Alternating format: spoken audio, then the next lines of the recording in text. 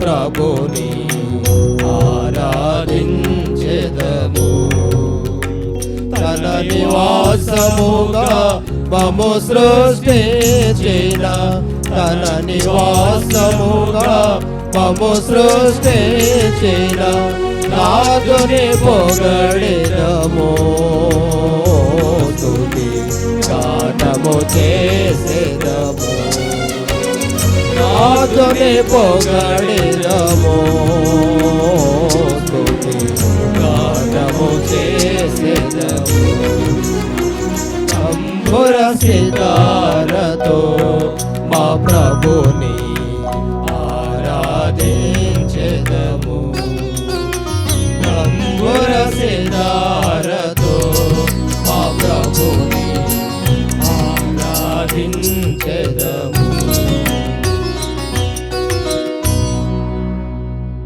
పాట సంఖ్య క్రొత్త పుస్తకాల్లో 199, పాత పుస్తకాల్లో 197. మహిమ ఘనత స్తుతి ప్రభావము నీకే కలుగును గాక.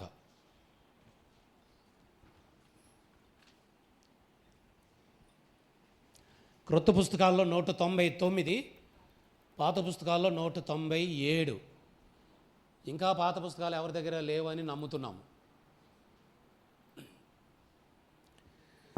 మహిమ ఘనత స్తుతి ప్రభావము నీకే కలుగును గాక, నీకే కలుగును గాక మా దేవా, నీకే కలుగును గాక.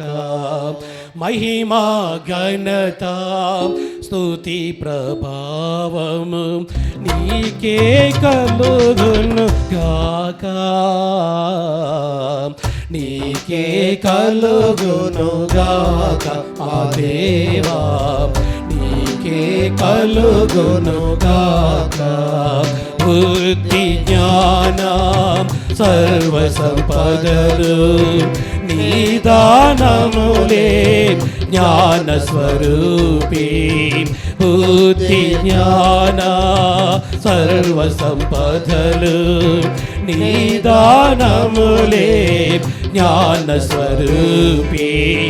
జగమును సృష్టించి నిర్వహించువాడవు, జగమును సృష్టించి నిర్వహించువాడవు.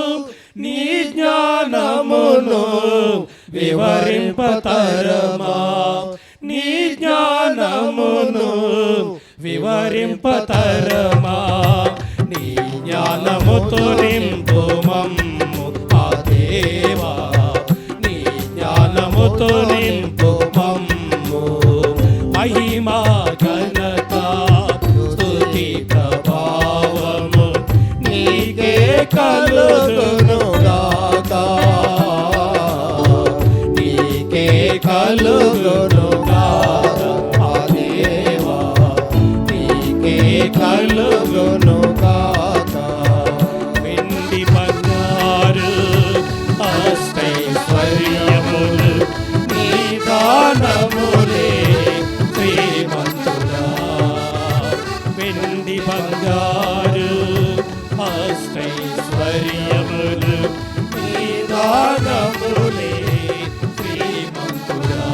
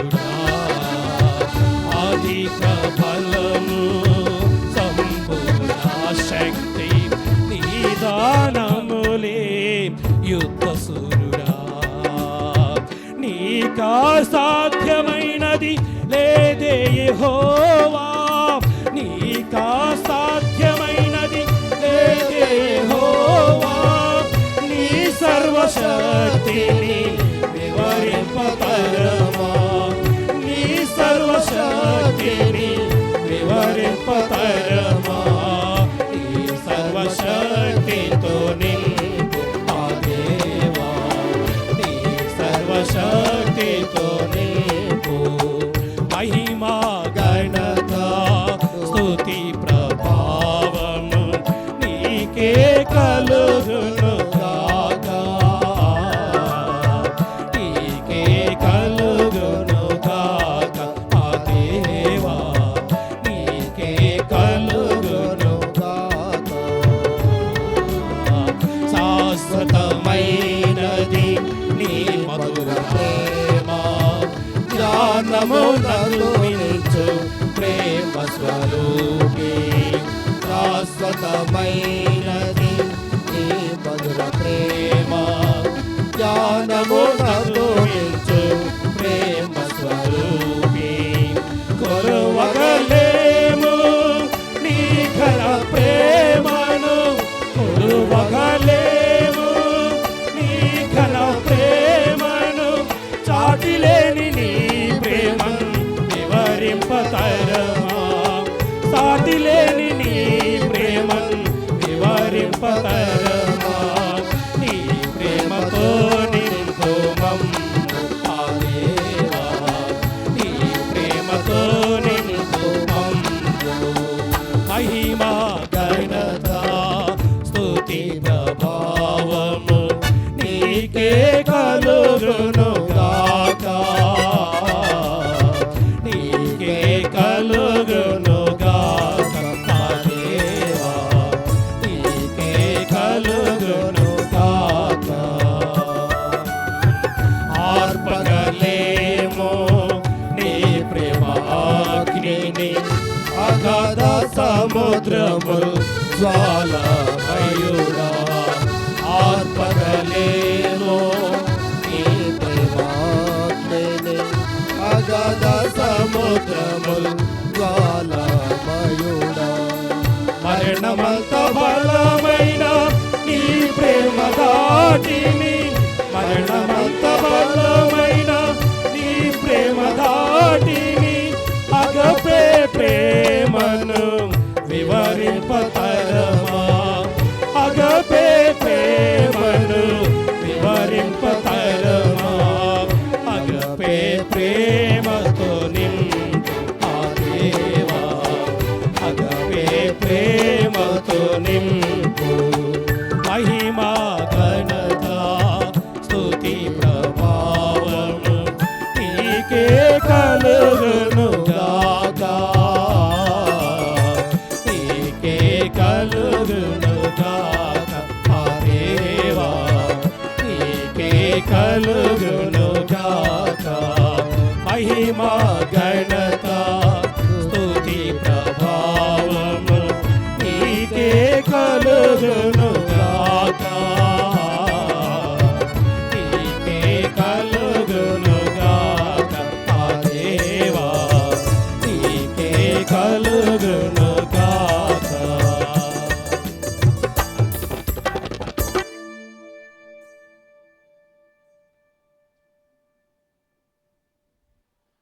ఆఖరి పాట పాడుతున్నప్పుడు దయతో అందరం లేచి నిలబడి పల్లవి మొదటి చరణం పాడేటప్పుడు మరలా మరలా ముందుకు జరగండి అని అనిపించుకోకుండా ముందుకు జరగాలన్నమాట. అందరు లేచి నిలబడండి.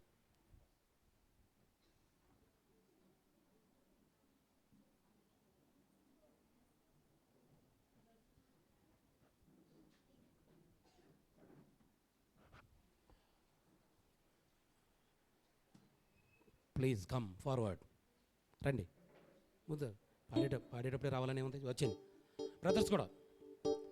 మరి అడవుకుల నుండి మన మధ్యకు వచ్చినటువంటి విశ్వల రాజన్న గారు వచ్చి ఒక ప్రత్యేకమైన పాట పాడి వినిపిస్తారు. ఆరాధన పాట తర్వాత మనం దైవవర్తమానం వింటాం. దయచేసి బ్రదర్స్ లైన్కి ముగ్గురు ఉండండి. అడవుకుల నుండి మనం వచ్చినటువంటి సేవకులే గారు మీకు ఆజ్ఞాపించవలసి వచ్చింది, మరి ఇక్కడ నిలబడ్డాను కాబట్టి. లైన్కి ముగ్గురు చొప్పున రండి బ్రదర్స్, లైన్కి ముగ్గురు చొప్పున ఉండండి. సిస్టర్స్ వీలైతే 4 లేక 5 ఉన్నా సరే మేము ఏమి అనుకోం.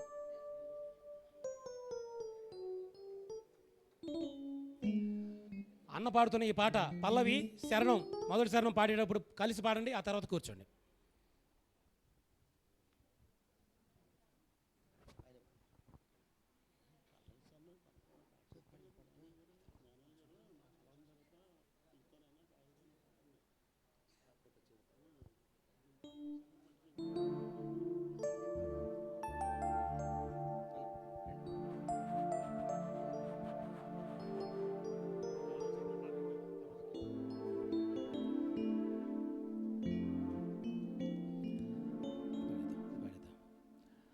పాట సంఖ్య 200, మనందరికీ బాగా వచ్చిన పాటే హల్లెలూయా పాడదా. ఇక్కడ ఈ పాటలో ఒక తప్పు జరుగుతుంది. శరణంలో 2వ లైన్ పాడేటప్పుడు కూడా ఆ అంటున్నారు. ఎవరు నేర్పారు అది? అది లేదు. శరణంలో మొదటి లైన్ పాడినప్పుడే అనాలి, 2వ లైన్ పాడినప్పుడు అనకూడదు. ఓకేనా? పల్లవి మొదటి శరణం పాడదాం.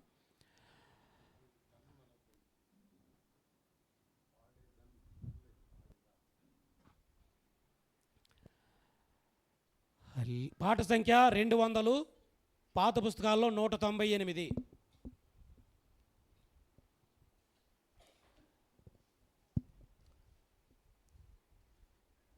హల్లెలూయా పాడేదా, ప్రభు నిన్ను కొనియాడేదా. హల్లెలూయా పాడేదా,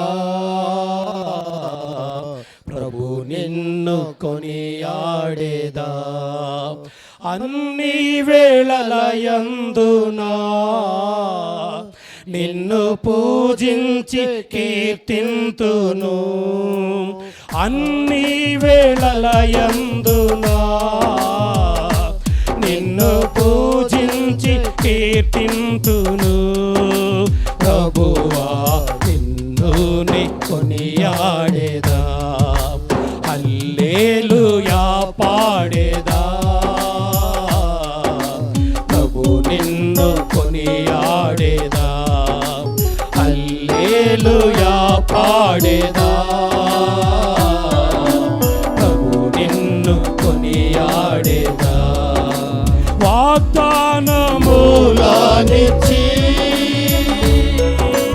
నెరవేర్చువాడవు నీవే. ఆ వాగ్దానములనిచ్చి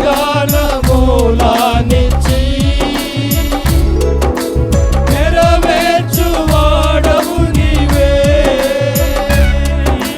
నమ్మకమైన దేవా, నన్ను కాపాడు వాడవు నీవే.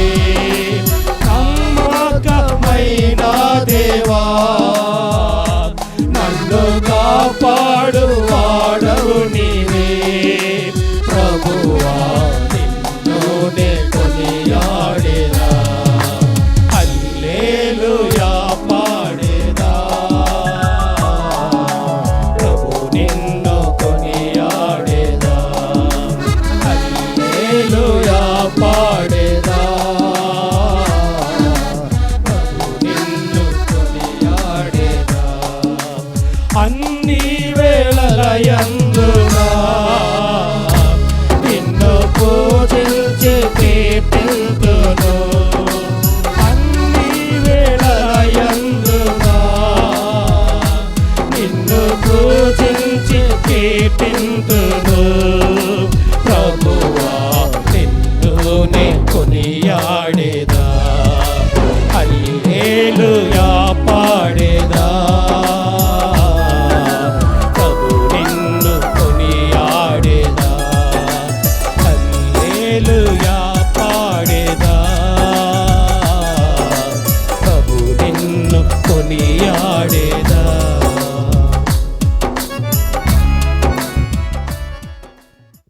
మరి ఆరాధన వర్తమానం కొరకై మరి కోయిలగూడు నుండి మన మధ్యకు వచ్చేటువంటి కొర్నేలి అన్నగారు వచ్చి ప్రార్థన చేస్తారు.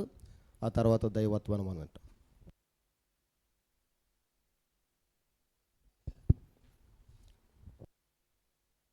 దైవ సేవకులు లోపల వచ్చేటటువంటి లోపల కుర్చీలో కూర్చోండి. మరి విశ్వాసులైన వారు ఇంకెవరన్నా కింద కూర్చోలేని వాళ్ళు మాత్రమే బయట కుర్చీలో కూర్చోండి.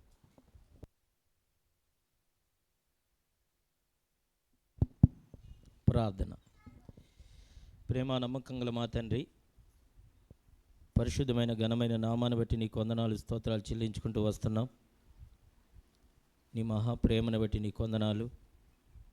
ప్రేమించి మా ఎడలో చూపిన నీ కృపకే మరో వందనాలు స్తోత్రాలు చెల్లించుకుంటూ వస్తున్నాము. ఈ ఉదయకాలాన్ని మీరు మాకు దయచేసిన దాన్ని బట్టి వందనాలు. యెహోషామాలో అనుగ్రహించిన సమయాన్ని బట్టి నేను మహింపరుస్తూ వస్తున్నాము. మందిరం యొక్క వార్షిక కూడికను బట్టి నీకు వందనాలు. రాగులను ప్రియులందరిని బట్టి కూడా నేను మహింపరుస్తూ వస్తున్నాం. ఇంకా రావాల్సిన వారు కూడా సకాలంలో రావటానికి కావాల్సిన కృపను అనుగ్రహించండి, సహాయం చేయండి. అదేవిధంగా ఆరాధన కొరకే కావాల్సిన నీ వర్తమానాన్ని మీ దాసునికి మీరు అనుగ్రహించండి. ఈ మాటలు మీరు వినై ఉన్నారు. నీ మహిమగల సింహాసనం నుండి మీరే అనుగ్రహించమని నీ పాదం దగ్గర మనవి చేసుకుంటూ వస్తున్నాము. దయగలుగుతున్న మరి ఈ విధంగా మందిరాన్ని ఈ రూపంలో ప్రభువా చేయటానికి ఇచ్చిన కృపాంతటిని బట్టి కూడా నేను మహింపరుస్తూ వస్తున్నాము. యెహోవా చేసిన ఉపకారంలో దీన్ని మర్చిపోద్దని మీరు సెలవిచ్చారు. ఆ విధంగా సంవత్సరం అంతా మీరు కాపాడి మరొక సంవత్సరం కూడా మీరు దొర్లింప చేయటానికి మీరు ఇష్టపడిన దాన్ని బట్టి కూడా నీకు వందనాలు స్తోత్రాలు చెల్లించుకుంటూ వస్తున్నాం. మీరు ఇక్కడ ఉన్నారనియో, మీ మనసు ఇక్కడ ఉన్నదనియో, మీ చెవులు ఇక్కడ ఉన్నాయి, మీ దృష్టి ఇక్కడ ఉన్నాయి, మీ చేతులు మీ కాళ్ళనియో ఈ మందిరంలో ఉన్నాయని మీరు నమ్ముతూ వస్తున్నాం. దీని ద్వారా నీ ప్రజలు ఎన్ని మేలులు ఉపకారాలు పొందారు, వాటన్నిటిని బట్టి కూడా నీకు వందనాలు స్తోత్రాలు చెల్లించుకుంటూ వస్తున్నాం. ఈ సమయాన్ని బట్టి నీకు వందనాలు చెల్లించుకుంటూ మరోసారి మీ దాసుని జ్ఞాపకం చేసుకోమని మా ప్రభువును మా రక్షకుడిని యేసుక్రీస్తు అత్యున్నతమైన మహిమగల నామన స్తుతించి ప్రార్థించి బ్రతిమాలి వేడుకుంటున్నాము తండ్రి, ఆమేన్.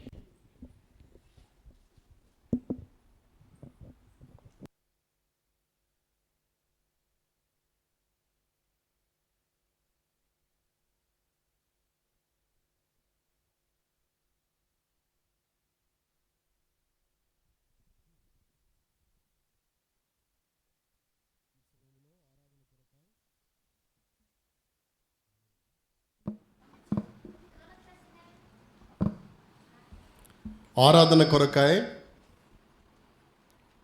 దేవుని యొక్క ప్రేలముగా కొన్ని నిమిషాలు దేవుని వాక్యాన్ని మనము ధ్యానం చేస్తాం. దేవుని వాక్యములో నుండి కీర్తనల గ్రంథం 84వ కీర్తన 84వ కీర్తన 4వ వచనాన్ని మనమందరం కూడా కలిసి చదువుకుందాం. 84వ కీర్తన 4వ వచనాన్ని మనమందరము కలిసి చదువుకుందాం. నీ మందిరమునందు నివసించువారు ధన్యులు, వారు నిత్యము నిన్ను స్తుతించుదురు. మరోసారి చదువుకుందాం బిగ్గరగా. నీ మందిరమునందు నివసించువారు ధన్యులు, వారు నిత్యము నిన్ను స్తుతించుదురు. తిరిగి యెహెజ్కేలు గ్రంథము 48వ అధ్యాయము, యెహెజ్కేలు గ్రంథము 48వ అధ్యాయము 35వ వచనము చివరి మాట చదువుకుందాం. చివరి మాట 35వ అధ్యాయము 48వ అధ్యాయం 35వ వచనం. యెహెజ్కేలు గ్రంథం 48వ అధ్యాయము 35 అంటే చివరి వచనం.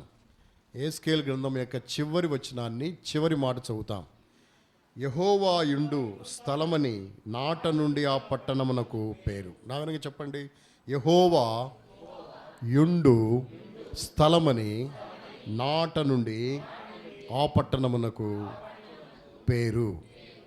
దేవుని వాక్యములో మనం చదువుతూ వచ్చాం. కోరహు కుమారులు కీర్తన రచించారు. వారు చెప్పారు ఒక మాట, నీ మందిరమునందు నివసించువారు ధన్యులు, వారు నిత్యము నిన్ను స్తుతిస్తారు.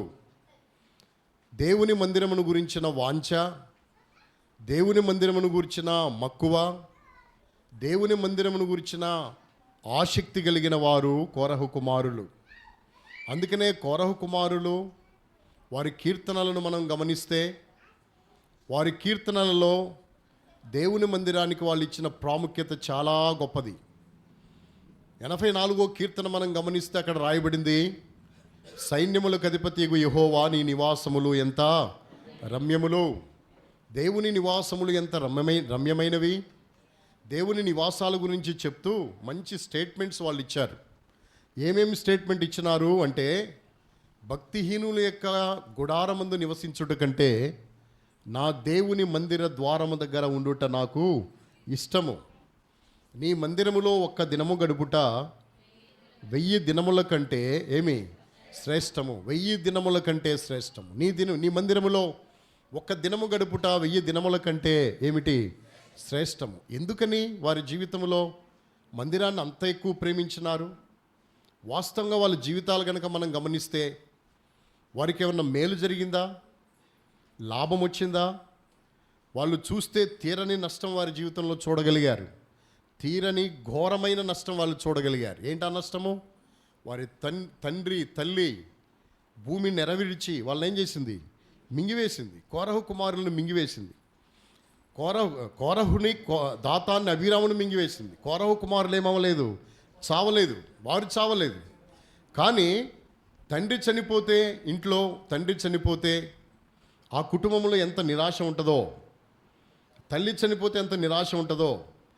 దేవుడు వాళ్ళకేమైనా రోగం వచ్చి చచ్చిపోయారా, వాళ్ళకేమైనా తెగులు వచ్చి చచ్చిపోయినారా అంటే భూమిని నెరవిడిచి ఏం చేసింది?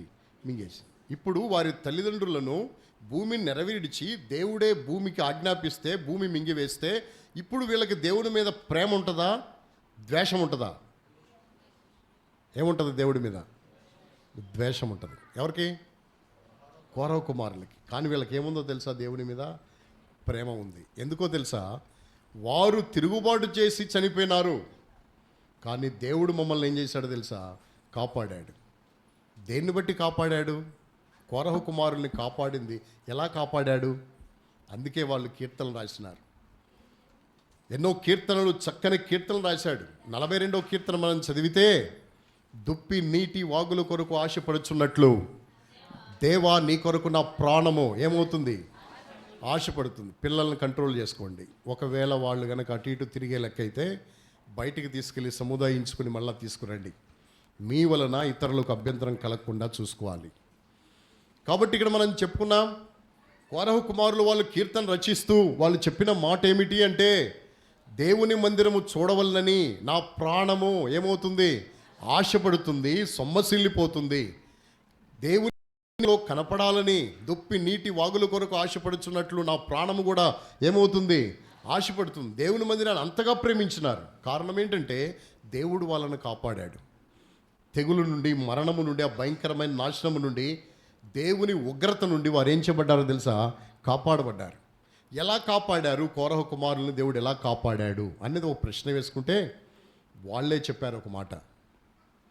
కోరహు కుమారులు రేపు మనం మహిమలోకి వెళ్ళిన తర్వాత వాళ్ళని మనం చూసినప్పుడు మీరేనా కోరహు కుమారులు? కోరహు కుమారులైనటువంటి మీరు చావలేదని రాయబడింది. అది ఇప్పటికీ మిస్టరీగానే ఉండిపోయింది. ఎట్టా చచ్చిపోలేదు అంటే వాళ్ళు చెప్తారు, చాలా అద్భుతంగా చెప్పగలుగుతారు. ఒక మాట వాళ్ళు చెప్పగలరు. ఏమనంటే వాళ్ళు రాసిన కీర్తనలోనే చెప్పారు. ఏంటి ఆ కీర్తన? రండి, దేవుని వాక్యంలో నుండి వాళ్ళు రాసిన కీర్తనలో ఉండి ఒక మాటను మనం జ్ఞాపకం చేసుకుంటాం. కీర్తనల గ్రంథము 42వ కీర్తన 8వ వచనాన్ని చదవండి. అయినను పగటి వేళ యెహోవా తన కృప కలుగా నాజ్ఞాపించును. రాత్రివేళ ఆయన్ను గూర్చిన కీర్తనయు నా జీవదాత అయిన దేవుని గూర్చిన ప్రార్థనయు నాకు తోడుగా ఉండును. ఏమై ఉంటుంది? ఏమేమి తోడుగా ఉంటాయి? పగటి వేళ నీ కృప, రాత్రివేళ ఏంటిది? నా జీవదాత అయిన దేవుని గూర్చిన ప్రార్థన, కీర్తన ఏమై ఉంటుంది? నాకు తోడై ఉంటాయి. వాళ్ళు చెప్పారు ఈ మాటను స్పష్టంగా. అంటే దేవుడు తన కృపచేత ఆ పగటి వేళ, ఏ పగటి వేళ? భూమిని నెరవిడిచిన పగటి వేళ ఆయన ఆజ్ఞాపించాడు. ఏం ఆజ్ఞాపించినాడు? కృప కలుగా ఏం చేశాడు? ఆజ్ఞాపించినాడు. మేము కాపాడబడ్డామంటే దేనిని బట్టో తెలుసా? ఆయన కృపను బట్టి. దేన్ని బట్టి? ఆయన కృపను బట్టి. ఇప్పుడు కూడా నీవు ప్రభువును ఆరాధించాలి. ఏమని ప్రభువును మనం ఆరాధించాలి? యెహోవా షమ్మా ప్రార్థనా మందిరములో 4 సంవత్సరాలు ముగించుకొని ఎన్నో సంవత్సరంలో ప్రవేశించినారు? 5వ సంవత్సరం. 5 అయిపోయిందా? 4 ముగించుకొని 5లో ప్రవేశించినారు. ఇంతకాలము దేవుడు మీ పక్షంగా ఏం చూపుతూ వచ్చినాడో తెలుసా? కృప చూపుతూనే వచ్చినాడు. ఏం చూపాడు? కృప. ఇక్కడ ఒక విషయాన్ని జ్ఞాపకం పెట్టుకోవాలి. ఏంటి ఆ విషయం అంటే, అక్కడ భూమిని నెరవేర్చినప్పుడు కోరహు కుమారులు లేరా? ఉన్నారా? ఉన్నారా లేరా? ఉన్నారా? రండి, సంఖ్యాకాండము 16వ అధ్యాయము. సంఖ్యాకాండము 16వ అధ్యాయము 16వ అధ్యాయములో ఈ మాటను మనం చదువుతాం. 28వ వచనాన్ని, 26వ వచనాన్ని చదవండి. 27వ వచనం, 27వ వచనం అందరం కలిసి పట్టి చదవాలి. 27వ వచనాన్ని చాలా జాగ్రత్తగా అర్థవంతంగా చదువుకోవాలి. 16, 27.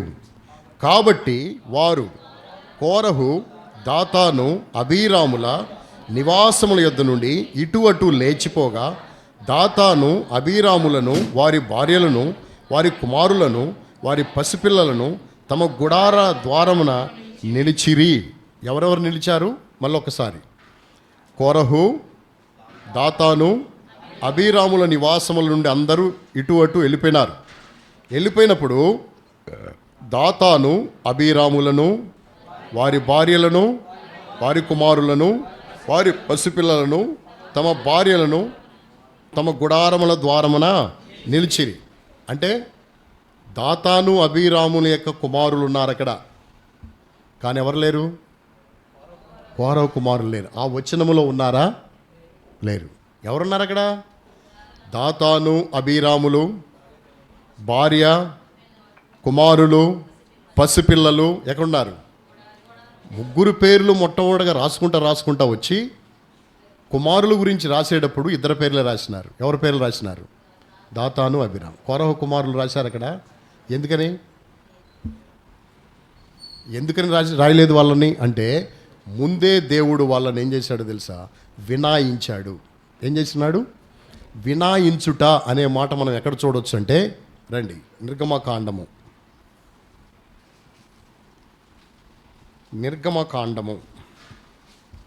8వ అధ్యాయము. నిర్గమకాండము 8వ అధ్యాయము 22వ వచనాన్ని చదువుతాం. మరియు యెహోవాను అని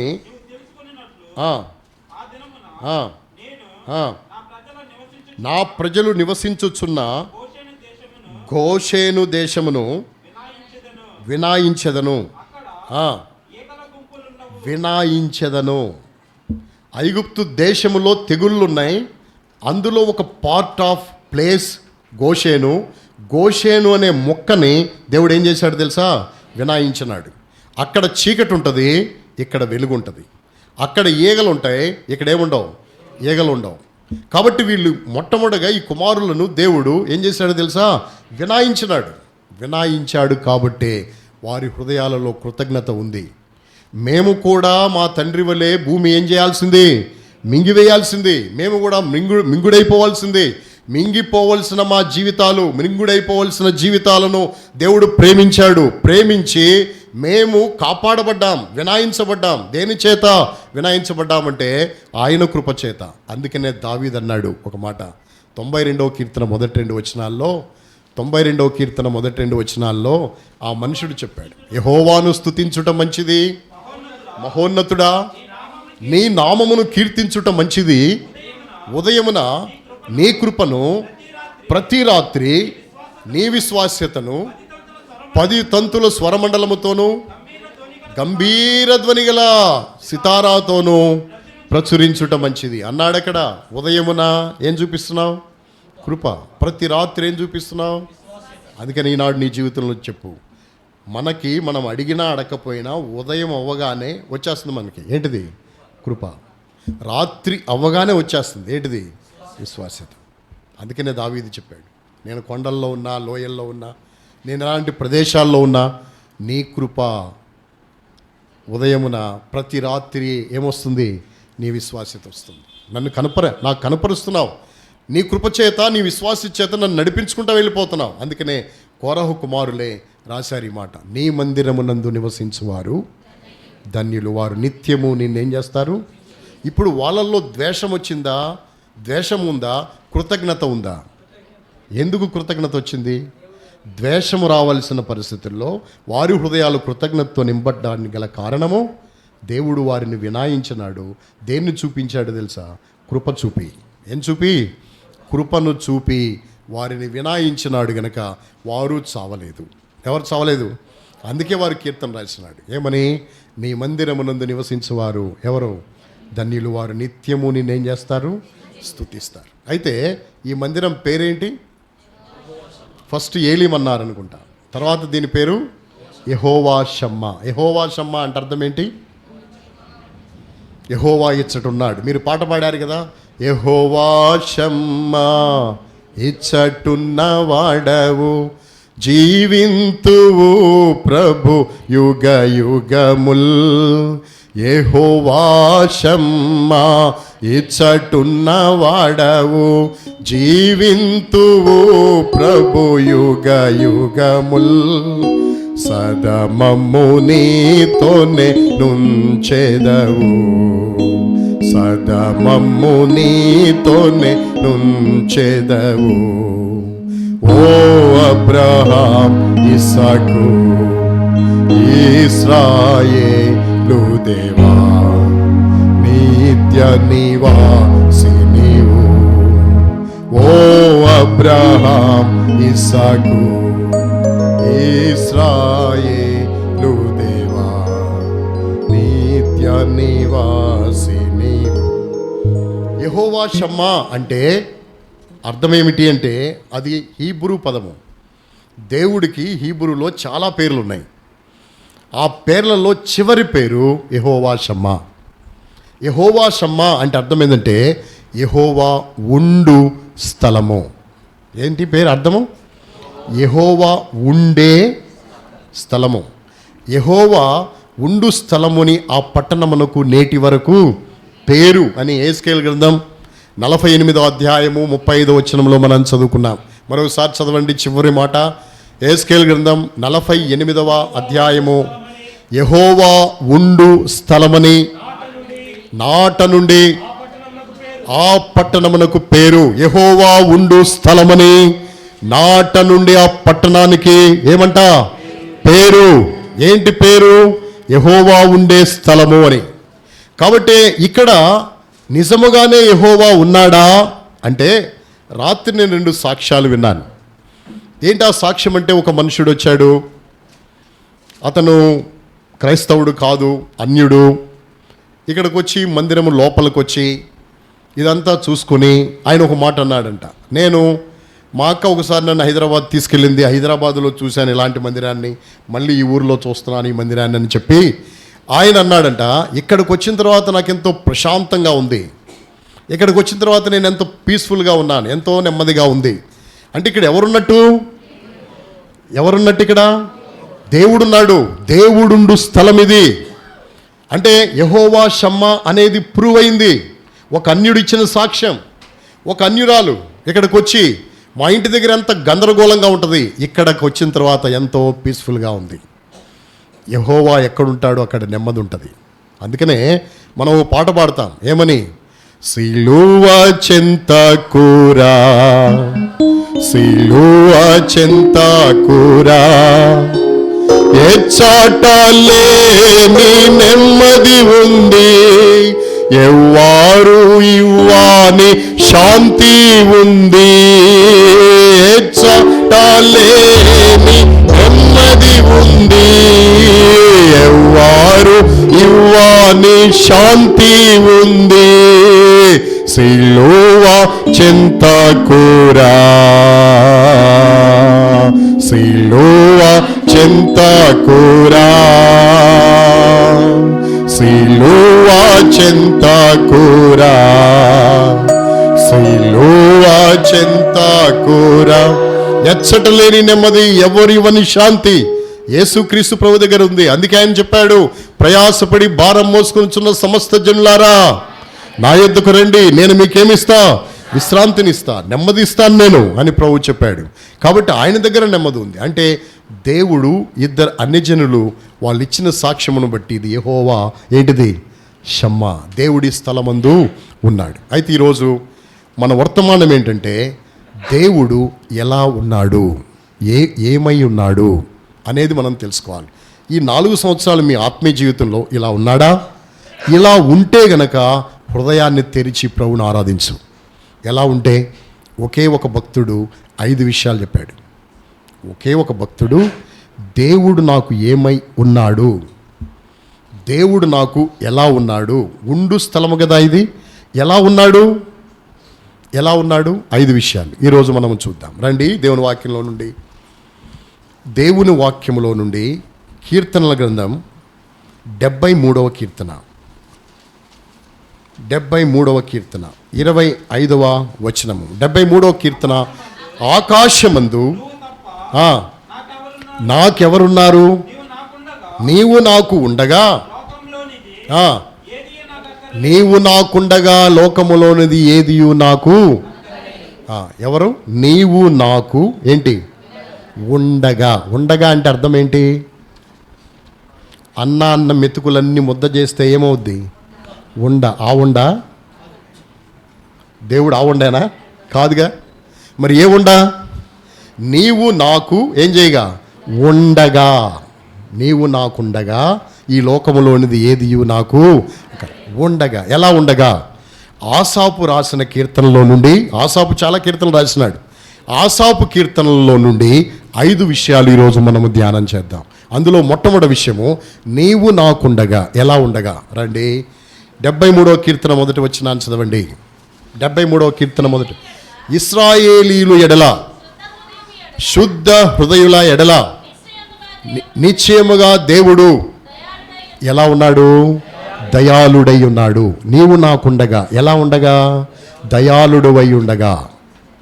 నీవు నాకు దయాళుడవై ఉన్నావు. నా జీవితంలో నువ్వు నాకు దయగలిగిన వాడవు. ఈ లోకములో ఎక్కడుంది దయ? ఏ స్థలములో ఉంది దయ? ఎక్కడికి వెళ్ళి చూడగలము దయ? ఈయన దయ ఎంతకాలం ఉంటుందో తెలుసా? మానవుని యొక్క దయ ప్రపంచంలో మనం ఎక్కడ చూసినా ఈ దేవుని దయతో సాటి అయిన దయ కాదు. అందుకనే మానవుని యొక్క దయ కంటే దేవుని దయ గొప్పది. దేవుని దయ మానవుని ఎడల ఎంతకాలం? ఆయుష్కాలం. ఆయన కోపము నిమిషమే కానీ ఆయన దయ మాత్రం ఎంతకాలమో తెలుసా? ఆయుష్కాలం మన ఎడల దేవుడు తన దయ చూపిస్తున్నాడు. అందుకనే దయగల దేవుడు, దయగల దేవుడు. అందుకని రాత్రి కాలంలో ఒక మాట మనం చెప్పుకున్నాం, దయగల మాట హృదయమును ఏం చేయను? సంతోషపరచును. దయగల మాట హృదయాన్ని ఏం చేస్తుంది? అందుకనే దేవుడు ఏ మాటలు కలిగిన వాడో తెలుసా? దయగల మాటలు కలిగిన వాడు. ఆయన మాటలు దయగలిగినవి. కాబట్టి దయగలిగిన మాట హృదయాన్ని సంతోషపరుస్తుందని మనం చెప్పుకున్నట్లు దేవుడు దయగలిగిన వాడుగా ఈ లోకములో మన జీవితాలను మనం నడిపిస్తూ వచ్చిన వాడై ఉంటున్నాడు. అందుకనే దేవుని వాక్యములో ఆయన అన్నాడు, నీవు నాకు ఎవరివై ఉన్నావు? దయాళుడివై ఉన్నావు. దయ చేసే పనేంటి? దయ చేసే పనేంటి? దయ చేసే పనేంటంటే, మెఫీబోషెత్తు దావీదుతో ఒక మాట అన్నాడు. ఏమన్నాడు? చచ్చిన కుక్క వంటి వాడనైన నా ఎడల దయచూపుటకు నేను ఎంత. ఏం చేశాడంట దావీదు మెఫీబోషెత్తుకి? దయ చూపాడు. ఏంటి ఆ దయ?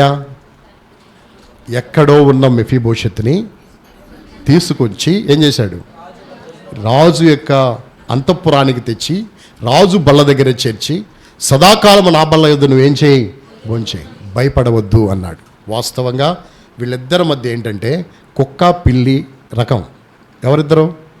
దావీదు, మెఫీబోషెత్. ఎందుకో తెలుసా? దావీదు తన సింహాసనము స్థిరంగా ఉండాలంటే శత్రువులు అనేవాడిని ఒకరిని కూడా ఉంచకూడదు. మొత్తము శత్రువులందరిని ఏం చేయాలా? సంహరించాలి. ఎందుకంటే ఒక్కొక్కసారి దావీదు పరిపాలన నచ్చకపోతే ఈ ప్రజలందరూ ఏకమై ఈ మెఫీబోషెత్ పక్షం చేరతారు. అందుకనే మెఫీబోషెత్తును ఏం చేయాలో తెలుసా? సమూల నాశనం చేయాలి. కానీ చేశాడా? చేయలేదు. తీసుకొచ్చి ఇక్కడ పెట్టాడు. అసలు మెఫీబోషెత్తుకి వర్తమానం పంపగానే, ఏ వర్తమానము? రాజు నిన్ను రమ్మన్నాడనే వర్తమానం పంపగానే ఆయనకు అంత అర్థమైందేంటో తెలుసా? ఇక ఈ రోజుతో నా జీవితం అవుట్ అనుకున్నాడు. అలాంటి కండిషన్ అది. అంటే వీళ్ళ నాన్న ఈయన దావీదు యోనాతాను చేసుకున్న ప్రమాణాలు వడంబడికలకు వాళ్ళకేమీ తెలియదు. అప్పటికి ఇతను చిన్నపిల్లవాడు. ఎవరు? మెఫీబోషెతు చిన్నోడు. ఈ మెఫీబోషెతు చిన్నోడైనటువంటి పరిస్థితి, అతను ఈ ప్రమాణాలు ఏం తెలియవు. అంటే మా నాన్నకున్న స్నేహాన్ని బట్టి నన్ను కాపాడుతాడనే సంగతి అతనికి తెలియదు. అతని ఉద్దేశం అది. తన యొక్క ఆలోచనలు అనేవి ఏంటి ఆలోచనలు అంటే, ఇప్పుడు దావీదు నన్ను ఈరోజు చంపేస్తాడు, నన్ను లేపేస్తాడు ఇంకా ఈరోజు అనేది అతని కండిషన్. అలాంటి కండిషన్లో ఉన్నవాడిని తీసుకొచ్చి భయపడొద్దు, ఇక్కడే సదాకాలము ఏం చేయి, భోజనం చేయి అంటే అర్థం ఏంటో తెలుసా? ఎక్కడో లోదెబారులో అమ్మీయేలు కుమారుడైన మాకీరు ఇంట, ఏ ఇంట? మాకీరు ఇంట ఉన్నటువంటి ఎవరిని? మెఫీబోషెతును తీసుకొచ్చాడు. లోదెబారు అంటే అర్థం ఏంటి? లోదెబారు అంటే అర్థం ఏంటంటే ఎండిపోయిన ఎడారి స్థలము, మేత లేని స్థలము. ఏ స్థలము? మేత లేని, పచ్చిక లేని, ఎండిపోయిన స్థలం. ఎండిపోయిన స్థలములో ఉన్న మనిషిని తీసుకొచ్చి ఎక్కడ పెట్టాడు తెలుసా? సమృద్ధి గల స్థలానికి తెచ్చాడు. ఏ స్థలానికి తెచ్చాడు? ఇలా నేను రాబడ్డానంటే అది కేవలం నా గొప్పతనం కాదు, నీవు చూపిన ఏంటిది? దయ మాత్రమే. అందుకే నీ దయ నా ఎడల ఉంది. ఆసాపు కూడా చెప్పాడు, నువ్వు నాకేమై ఉన్నావు? దయాళుడివై ఉన్నావు. నీవు నాకుండగా ఎలా ఉండగా? ఒకటి, ఎలా ఉండగా? దయాళుడివై ఉండగా. నాకు నీవు దయాళుడివై ఉన్నావు. అందుకనే మొట్టమొదటిగా ఆయన మనకు ఎవరై ఉన్నాడు? దయాళుడై ఉన్నాడు. రెండవ తలంపు 73వ అధ్యాయం 73వ కీర్తన 73వ కీర్తనలో ఈ మాట మనం చదువుతాం. 23వ వచనం చదవండి. ఆయనను నీ యొద్ద ఉన్నాను, నీవు నాకున్నావు. ఎలా ఉన్నావో తెలుసా? నా కుడి చెయ్యి పట్టుకొని ఉన్నావు. ఖాళీగా లేవు. ఏం పట్టుకున్నావు? నా కుడి చెయ్యి పట్టుకున్నావు. ఎప్పుడు పట్టుకున్నాడు కుడి చెయ్యి? ఎప్పుడు పట్టుకున్నాడు? ఎల్లప్పుడు పట్టుకునే ఉంటాడులే. అసలు ఎప్పుడు మొదలెట్టాడు? ఎప్పుడు మొదలెట్టాడు కుడి చెయ్యి పట్టుకోవటం? కుడి చెయ్యి పట్టుకోవటం ఎప్పుడు మొదలెట్టాడు? ఎప్పుడు దాకా పట్టుకొని ఉంటాడు? ఎల్లప్పుడు పట్టుకుంటాడని రాయబడింది కదా. ఎప్పుడు మొదలెట్టాడు పట్టుకోవటం? ఎప్పుడు దాకా పట్టుకొనే ఉంటాడు. మన తల్లిదండ్రులు ఎప్పుడు మొదలెట్టారు మనల్ని పట్టుకోవటం? ఎప్పుడు వదిలిపెట్టేశారు వాళ్ళు మనల్ని పట్టుకోవటం? వదిలేశారా? తాడిలాగా ఎదిగావు, ఇంకా పట్టుకోవాలా నేను, నడు అన్నారు. అప్పుడు నడిపించారు. ఇప్పుడు మనల్ని నడిపించట్లా, వదిలేశారు. ఎప్పుడు దాకా ఎప్పుడు మొదలెట్టాడు? రండి. హోషేయ గ్రంథం 11వ అధ్యాయం 3వ వచనం. హోషేయ గ్రంథం 11వ అధ్యాయం 3వ వచనం. హోషేయ గ్రంథము 11వ అధ్యాయం. ఎఫ్రాయిమును చెయ్యి పట్టుకుని నడక నేర్పిన వాడను నేను. ఎప్పుడు? నీకు నడక రానప్పుడు, నీవు నిలబడలేని పరిస్థితిలో ఉన్నప్పుడు, బాలుడుగా ఉన్నప్పుడు, శిశువుగా ఉన్నప్పుడు నీ చెయ్యి పట్టుకొని నీకేం నేర్పినాడు తెలుసా? నడక నేర్పినాడు. నడక నేర్పి నడిపిస్తూ ఎప్పుడు దాకా నడిపిస్తాడు? ఈ దేవుడు సదాకాలము మనకు దేవుడై ఉన్నాడు. మరణం వరకు ఆయన మనలను ఏం చేయను? నడిపించును. ఎప్పుడు దాకా నడిపిస్తాడు? అప్ టు డెత్, మరణము వరకు నడిపిస్తాడు. అందుకనే ఆసాపు అన్నాడు, నీవు నా చెయ్యి పట్టుకొని ఉన్నావు. ఒకటి, ఎలా ఉన్నావు? దయాళుడివై ఉన్నావు. రెండవదిగా ఎలా ఉన్నావు? చెయ్యి పట్టుకొని ఉన్నావు. నా చెయ్యి పట్టుకున్నవాడవుగా ఉన్నావు. నా చెయ్యి విడిచిపెట్టలా. ఎవరు విడిచిపెట్టినా నీవు నా చెయ్యిని ఏం చేయలేదు తెలుసా? విడిచిపెట్టలేదు. అందుకనే మనం పాడతాం కూడా ఒక పాట, నీ చేతితో నన్ను పట్టుకో, నీ ఆత్మతో నన్ను నడుపు, శిల్పి చేతిలో శిలను నేను, అనుక్షణము నన్ను చెక్కుము, శిల్పి చేతిలో శిలను నేను, అనుక్షణము నన్ను చెక్కుము. కాబట్టి దేవుడు మనల్ని పట్టుకుని ఉన్నాడు, చేపట్టుకుని నేటికి నడిపిస్తూ వచ్చిన వాడై ఉంటున్నాడు. ఇంకా మరణం వరకు ఆయన మనల్ని నడిపించేవాడు. మూడవదిగా ఆయన ఎలా ఉన్నాడు? రండి, దేవుని వాక్యంలో నుండి 73వ కీర్తనలోనే ఈ మాటను మనం చదువుకుంటాం. 26వ వచనం. నా శరీరము నా హృదయము క్షీణించిపోయినను ఆ, ఆ, ఆ. దేవుడు నా హృదయమునకు ఆశ్రయ దుర్గమును ఏమై ఉన్నాడు? ఆయన ఉన్నాడు. ఏమై ఉన్నాడు? ఆశ్రయ దుర్గముగా. దేనిగా? స్వాస్యముగా ఉన్నాడు. ఆశ్రయ దుర్గముగా ఉన్నాడు, స్వాస్యముగా ఉన్నాడు. ఏంటిది? ఇక్కడ ఈ మాట ఆసాపు కొంచెము అనుభవంగా రాసినాడు ఈ మాటని. ఎందుకంటే దేవుడు నాకు ఆశ్రయ దుర్గమా, నా హృదయానికి ఆశ్రయ దుర్గమా? దేనికి ఆశ్రయ దుర్గము? దావీదన్నాడు ఏమని? దావీదన్నాడు, ఒకసారి ఆ మాట చదవండి. 46వ కీర్తన, కోరహు కుమారుడు రాసిన కీర్తన ఇది. 46వ కీర్తన మొదటి వచనం. దేవుడు మనకు ఆశ్రయదుర్గం కాదు, ఆశ్రయమును దుర్గమునై ఉన్నాడు. ఆపత్కాలమున ఆయన నమ్ముకొనదగిన సహాయకుడు. దేవుడు మనకు ఏమై ఉన్నాడు? ఆశ్రయమై ఉన్నాడు. తర్వాత ఏమై ఉన్నాడు? మనకు అన్నాడు. కోరహు కుమారులు అన్నారు మనకు ఆయన ఏమై ఉన్నాడు? ఆశ్రయదుర్గము, ఆశ్రయమును దుర్గము. ఈయనన్నాడు, ఆసాపు అన్నాడు, నా హృదయమునకు. దేనికి? నా హృదయమునకు ఆయన ఏమై ఉన్నాడు? ఆశ్రయదుర్గమును స్వాస్యమునై ఉన్నాడు. అంటే అర్థం ఏంటి? మనిషికి ఉంటే ఒకటి, హృదయానికి ఉంటే ఒకటా? అంటే మనిషికి ఉంటాడు దేవుడు ఆశ్రయదుర్గంగా, కానీ దానికంటే ప్రాముఖ్యంగా ఉండాలి దేనికో తెలుసా? హృదయానికి. ఎందుకంటే వేదనలు బయలుదేరేది, బాధలు బయలుదేరేది, విచారము కృంగుదల బయలుదేరేది ఎక్కడి నుండి? హృదయము నుండి. ఆ తర్వాత మనిషిలోకి వస్తాయి. ఫస్ట్ హృదయంలో బయలుదేరుతాయి. అలజడంతా ఎక్కడి నుండి బయలుదేరుతుంది? అందుకని దేనికి ఆశ్రయదుర్గంగా ఉండాలి ఆయన? హృదయానికి. అందుకనే అన్నాడు ఆయన ఏమని? నా హృదయమునకు నీవేమై ఉన్నావు? ఆశ్రయదుర్గమై ఉన్నావు. నా హృదయానికి నీవు ఆశ్రయదుర్గముగా. రెండవదిగా ఏమై ఉన్నావు? స్వాస్యము. స్వాస్యము అంటే ఏంటి? ఆస్తి, సంపద. దేవుడు నాకు సంపదగా ఉన్నాడు, ఆస్తిగా ఉన్నాడు. అందుకనే తాను చెప్పగలిగాడు. 73వ కీర్తన అద్భుతమైన కీర్తన. నేను ఒక మాట చెప్పాలి ఇక్కడ. ఏంటి ఆ మాట అంటే 23వ కీర్తన కంటే 73వ కీర్తన చాలా చాలా ఆదరణ కీర్తన. ఏ కీర్తన? దేనికంటే? 23 ఏముంది? యెహోవా నా కాపరి, అందుకే నాకేమీ లేదు. ఏమీ లేదు అంటున్నారు ఎవరో? యెహోవా నా కాపరి, అందుకే నాకేమీ లేదు. ఏమీ లేదా? లేమి కలగదు. ఏం కలగదు? లేమి కలగదు. యెహోవా నా కాపరి గనక నాకు లేమి కలగదు. ఆ కీర్తన పచ్చిగల చోట్లు లేకపోతే గాఢాంధకారపు లోయ ఎలాంటి పరిస్థితుల గురించి రాయబడింది ఆ కీర్తన. కానీ ఈ కీర్తనలో ఉన్న పరిస్థితి ఏంటో తెలుసా? ధనవంతుడు, ఆస్తి కలిగిన వాడు భక్తిహీనుడు. వాడు క్షేమాభివృద్ధి పొందటము, వాడు విస్తరించటము, వాడు సుఖంగా ఉండటము, వాడికి యాతన లేకపోవటము, వాడు నెమ్మదిగా ఉండటము, వాడు అనుకుంటాడు వాడు ఆస్తిని చూచి వాడి భక్తిహీనతను బట్టి దేవుడికి తెలివే లేదనుకుంటాడంట.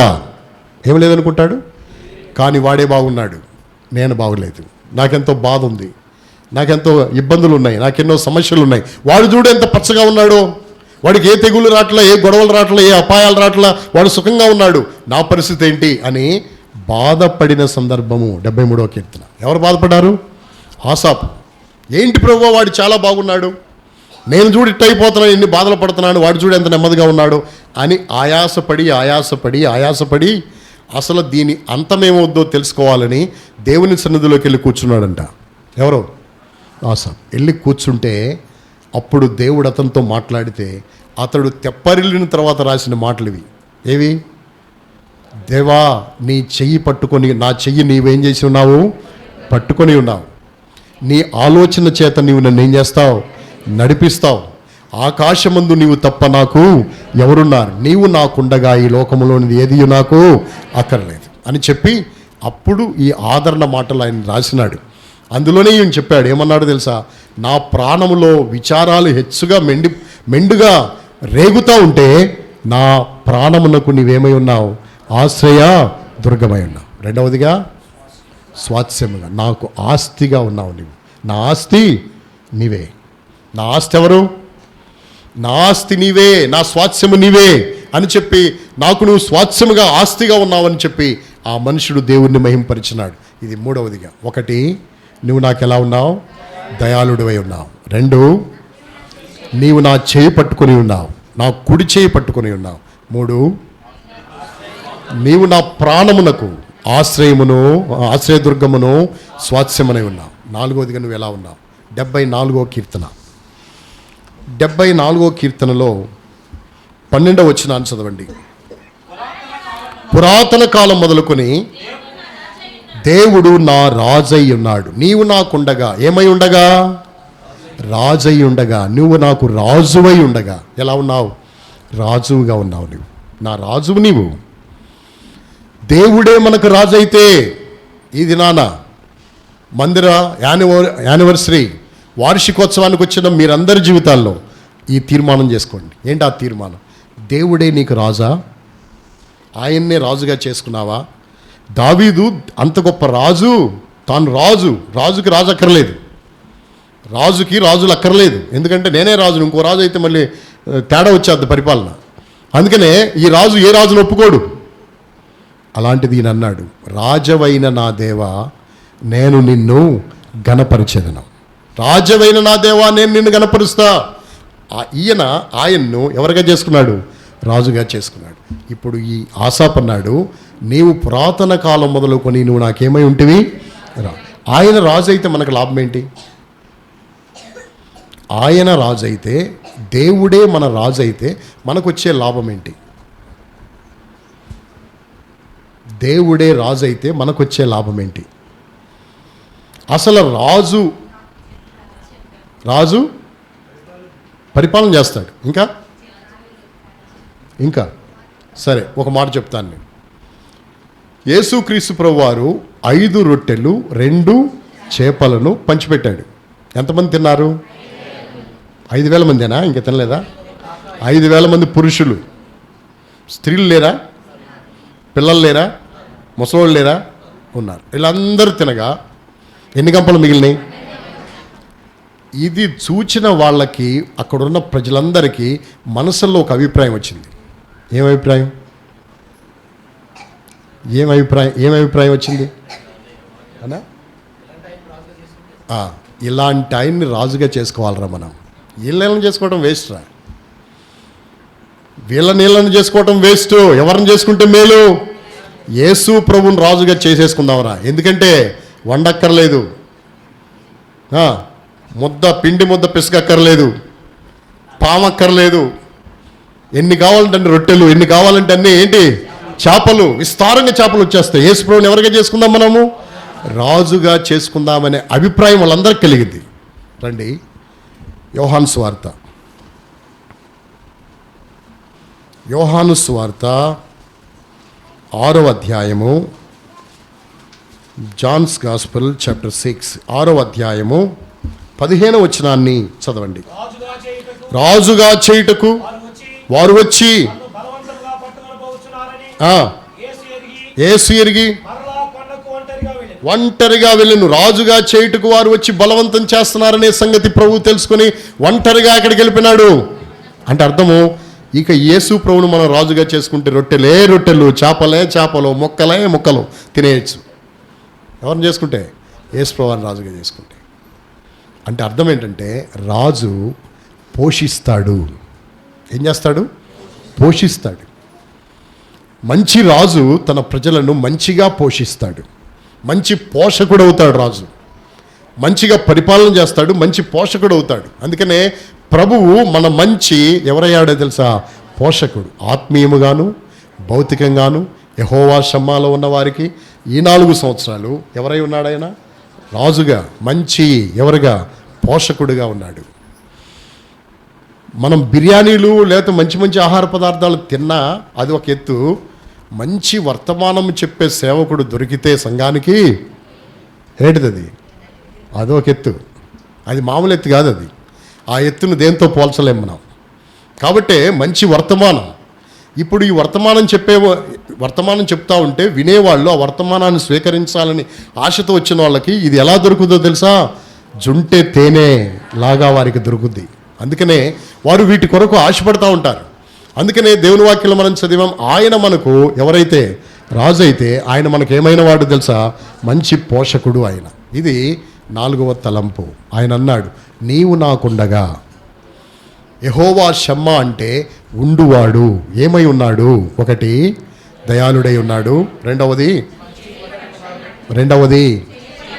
చెయ్యి పట్టుకుని నడిపిస్తున్నాడు. ఏ చెయ్యి? కుడి చెయ్యి పట్టుకుని నడిపిస్తున్నాడు. మూడవది ప్రాణమునకు ఆశ్రయదుర్గము స్వాస్థ్యమై ఉన్నాడు. 4వది ఆయన మనకేమై ఉన్నాడు? రాజై ఉన్నాడు. 5వదిగా ఏమై ఉన్నాడు? 75:1 75వ కీర్తన, దేవా మేము కృతజ్ఞతాస్తుతులు చెల్లించున్నాము, నీవు సమీపముగా ఉన్నావని కృతజ్ఞతాస్తుతులు చెల్లించు. నీకు కృతజ్ఞతాస్తుతులు. ఎందుకు?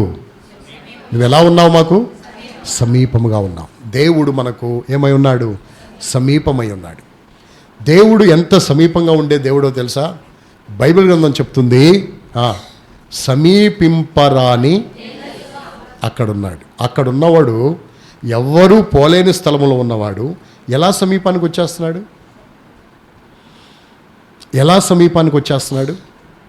అసలు ఆయన ఉండే స్థలం ఎవరు పోలేని స్థలం. అంత దూరంలో ఉన్నాడు, సమీపింపరాని తేజస్సులో ఉన్నాడు. సమీపింపరాని తేజస్సులో ఉన్న వాడిని ఆసాపు ఏమంటాడు తెలుసా? అయ్యా, నువ్వు నా దగ్గర చుట్టాన్ని అయిపోయావయ్యా, నా సమీప బంధువుడు అయిపోయావయ్యా, నువ్వు నా సమీపానికి వచ్చేసావయ్యా, అందుకే నేను నీకేం చెల్లిస్తున్నానయ్యా? కృతజ్ఞతాస్తుతులు చెల్లిస్తున్నానయ్యా అన్నాడు.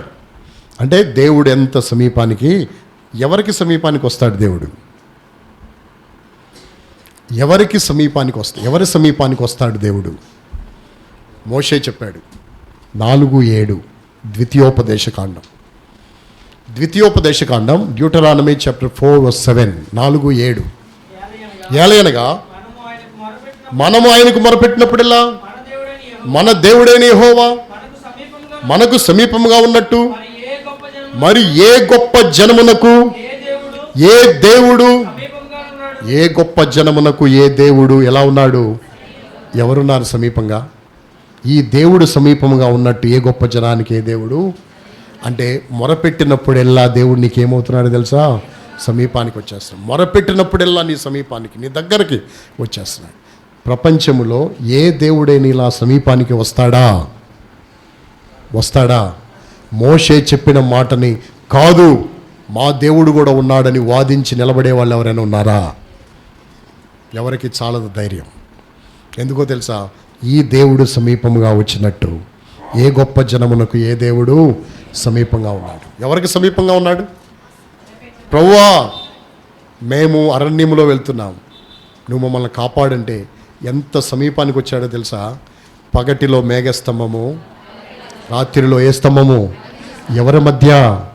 ఇశ్రాయేలుకు ముందుగా వెళ్ళిపోతూ వారికి ముందుగా వెళ్ళిపోతూ యెహోవా షమ్మా అంటే వారితో ఉన్నాడు దేవుడు. ఎవరితో? ఇశ్రాయేలీయులతో. వారిలో పగటిలో మేఘస్తంభముగా, రాత్రిలో అగ్నిస్తంభముగా వారితో ఉండి వారిని నడిపించుకుంటా తీసుకుని వెళ్ళాడు దేవుడు. అద్భుతంగా దేవుడు వాళ్ళని నడిపించినాడు. అందుకనే దేవుని వాక్యంలో మనం చదువుతాం, సమీపముగా ఉన్నాం. ఎవరికి సమీపంగా ఉంటాడు? మొరపెట్టు వారందరికీ. ఎవరికి సమీపంగా ఉన్నా? ఆ మొరపెట్టే వాళ్ళ గురించి ఇంకా కొద్దిగా విడమర్చి రాశాడు దావీదు. నిజముగా మొరపెట్టు వారికి. కీర్తనాకారుడు 145:18 ఈయనేమో మొరపెట్టు వారందరికీ సమీపానికి వస్తాడని చెప్తే, కాదు మోషే ఆగు, నేను ఇప్పుడు మారుస్తున్నాను అని చెప్పి దావీదు మార్చున్నాడు. ఏమన్నాడు తెలుసా? తనకు మొరపెట్టు వారికి అందరికీ అనగా తనకు నిజముగా మొరపెట్టు వారికి అందరికీ యెహోవా ఎలా ఉన్నాడు? కాబట్టి సమీపముగా వచ్చే దేవుడు నీ సమీపానికి వస్తాడు. నీ సామీప్యాన్ని అనుభవించాలని ఆశపడుతున్నాడు. అంతేకాదు, ఇంకెవరికి సమీపంగా ఉంటాడు తెలుసా దేవుడు? ఇంకెవరికి సమీపంగా ఉంటాడు తెలుసా? విరిగి నలిగిన హృదయము గల వారికి యెహోవా ఆసన్నుడు. ఆసన్నుడు అంటే అర్థం ఏంటి? దగ్గరగా ఉంటాడు అని. ఎలా ఉంటాడని? దగ్గరగా. ఆసన్నుడు అంటే దగ్గరగా ఉంటాడు. ఎవరైతే విరిగి నలిగిన హృదయం కలిగి దేవుని దగ్గరకు వస్తారో, విరిగి నలిగిన హృదయం గల వారికి దేవుడు ఏమై ఉన్నాడు తెలుసా? ఆసన్నుడై ఉన్నాడు. ఆసన్నుడు అంటే సమీపానికి వచ్చే దేవుడు. నా జీవితంలో ఇంతవరకు ఆయన సమీపంగా ఉంటూ వచ్చాడు. యెహోవా షమ్మా అంటే ఇచ్చటున్నాడు, ఉన్నవాడు దేవుడు, ఉన్నాడు దేవుడు, ఉండును అనేవాడు. ఎలా ఉన్నాడు మన జీవితాల్లో? ఆసాపు చెప్పాడు, నీవు నాకుండగా ఎలా ఉండగా. ఆయన చెప్పిన ఆయన కీర్తనలో 5 తలంపులు మనం చూడగలిగాం. నీవు నాకు దయాళుడివై ఉండగా. 2, నీవు నా కుడి చేయి పట్టుకుని ఉన్నావు. 3, నా ప్రాణమునకు ఆశ్రయదుర్గమును స్వాస్థ్యమునై ఉన్నావు. 4, నీవు నాకు రాజువై ఉన్నావు. 5వది, నువ్వు నాకు సమీపముగా ఉన్నావు, నా సమీపముగా నీవు ఉన్నావు. అందుకనే మనము ప్రభుని ఆత్మతో సత్యముతో ఆరాధించి ఆయన మనం మహింపరచవలసి ఉంది. హృదయపూర్వకంగా కృతజ్ఞతాస్తుతులు చెప్పాలి. నీకు కూడా దేవుడు ఇలాగే ఉన్నాడా? అయితే నీ నోరు తెరిచి నీ హృదయాన్ని విప్పి ప్రభువుకి శ్రేష్టమైన వాటిని ఆయనకి అర్పణలుగా అర్పించు. ప్రభు నిన్ను దీవిస్తాడు.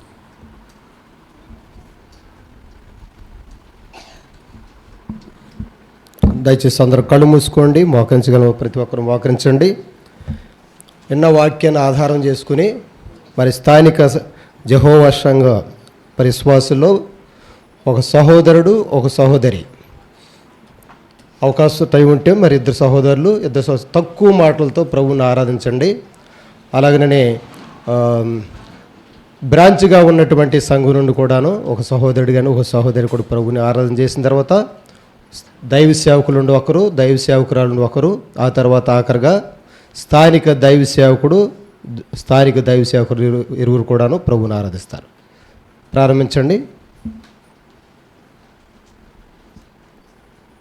స్థానిక సంఘం నుండి ఓ సహోదరుడు, తర్వాత ఓ సహోదరి.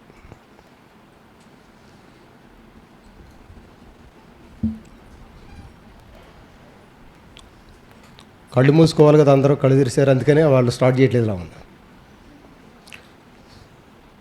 మీకు ఇవ్వబడిన సమయాన్ని సద్వినియోగం చేసుకోండి. చక్కని వర్తమానం మనం విన్నాం.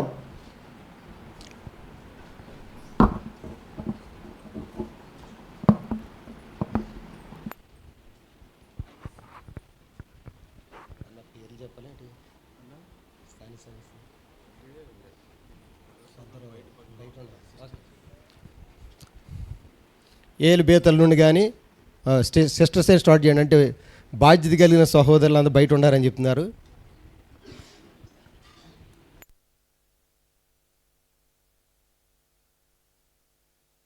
స్థానిక సంఘస్థులు చేయండి, బ్రదర్స్ కానీ సిస్టర్స్ కానీ.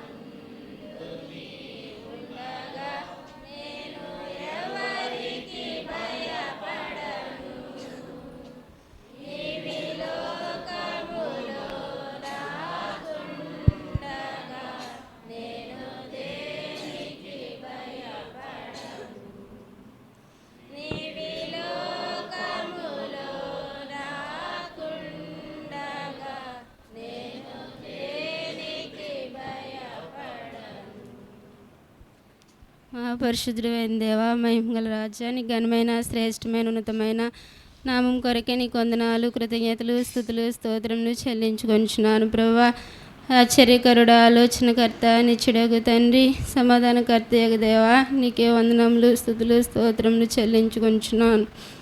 తండ్రి దేవా, ప్రభువా, మళ్ళీ చూపించి నీ కృపను బట్టి, నీ అపారమైన ప్రేమను బట్టి నీకు వందనములు, స్తోత్రాలు చెల్లించుకొంచున్నాను నా దేవా. అవును తండ్రి దేవా, ప్రార్థించిన రీతిగా తండ్రి దినము ఈ మీటింగ్ కొరకు మీరు చేసిన సహాయాన్ని బట్టి నీకు వందనాలు, స్తోత్రాలు చెల్లించుకొంచున్నాను నా తండ్రి. నా ప్రభువా తండ్రి, అల్పులము, అభాగ్యులము, ఎన్నిక లేని వారము, అర్హత లేని వారము, ఏమీ లేని వారమైనప్పటికీ ఆయా మహిళ చూపించి నీ కృపాంతరి కొరకే నీకు వందనాలు స్తోత్రాలు చెల్లించుకొనిచున్నాను నా ప్రభా తండ్రి. ప్రభా తండ్రి మైలు చేసిన మేలు ఉపకారాల కొరకే నీకు వందనాలు కృతజ్ఞతలు స్తోత్రములు చెల్లించుకొనిచున్నాను తండ్రి. నా ప్రభా తండ్రి, ఆ ప్రభా పాపులమైనప్పటికీ నీచులమైనప్పటికీ తండ్రి దేవ మమ్మల్ని ఎన్నిక చేసుకొని ప్రేమించి రక్షించడానికి మీరు ఇష్టపడుతూ వచ్చి నీ ప్రేమ